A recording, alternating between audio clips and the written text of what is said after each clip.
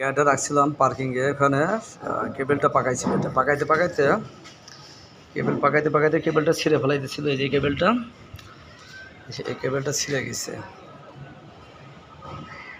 এটা মাথা থেকে ছিঁড়ে আসছে। এখানে এটা এখন ঠিক করার জন্য এখানে নিয়ে এসেছি।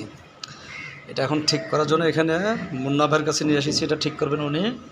তো কেবেল শর্ট, কেবেল আনতে গিয়েছে, এটা গাড়ি খুলছি আর কি। এখানে এই যে এখান থেকে এটা ভেতরে কেবেলটা ছিঁড়ে এখানে এসেছিলো আর কি। এটা কেবেলটা এখানে এসেছিল, পাকায় এটাতে পাকায় খুচরা এটা ছিঁড়ে ফেলাই দিয়েছিল। ছিঁড়ে এটা এখানে রাখছে, পরে এটা খুলছি, দেখতেছি সকালবেলা গাড়িটা স্টার্ট হচ্ছে না। আমার গাড়িটা যখন স্টার্ট হচ্ছে না তখন দেখতেছি যে এই অবস্থা।